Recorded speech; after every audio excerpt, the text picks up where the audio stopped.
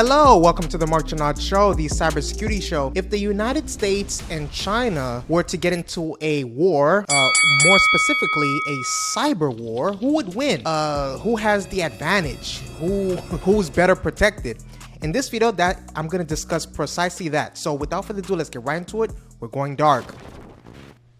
The United States and China are constantly engaging in an escalating cyber warfare, with China increasingly targeting critical US infrastructure for potential disruption or sabotage in the event of a major crisis or conflict. Here are some key points that basically defend that case.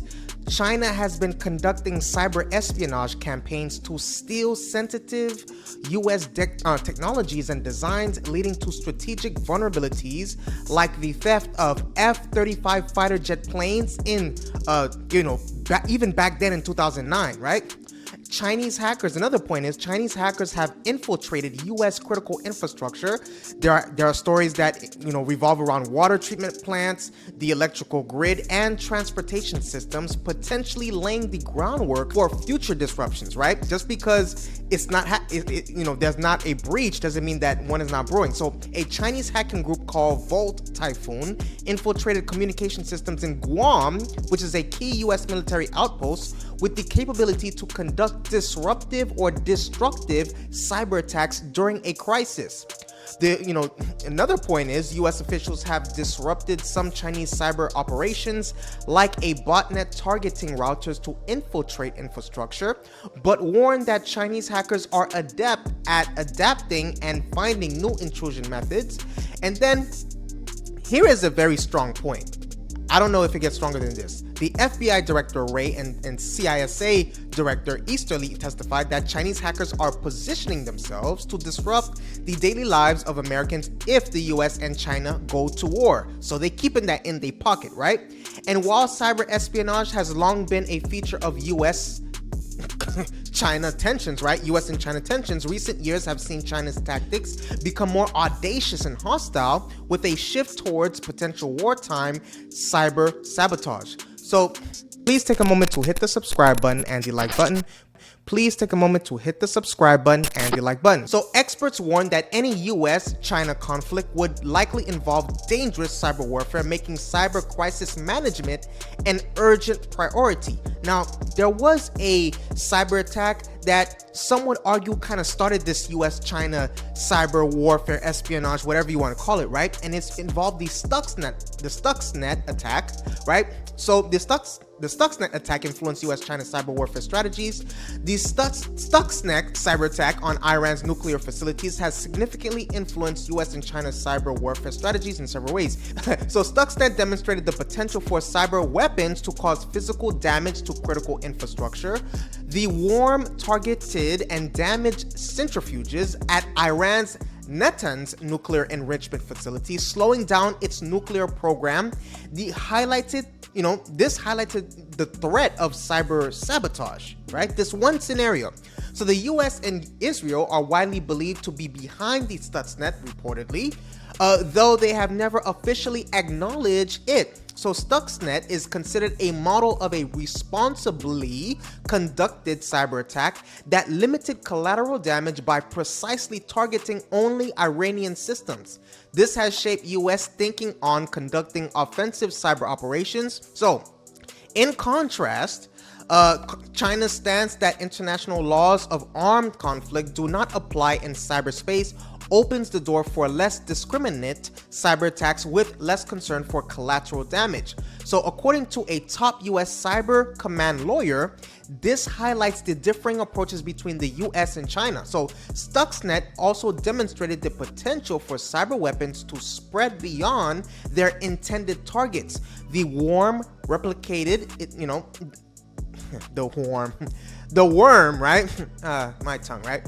The worm replicated itself across the internet, raising concerns about the uncontrollable spread of cyber attacks. Maybe they're hacking my mouth right now.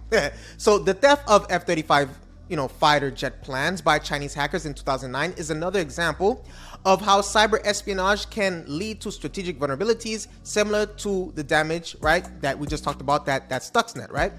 Let's talk about Chinese cyber espionage goals. So some of their goals reportedly is stealing sensitive technologies, intellectual property, and trade secrets from U.S. companies to aid China's economic development and technological advancement.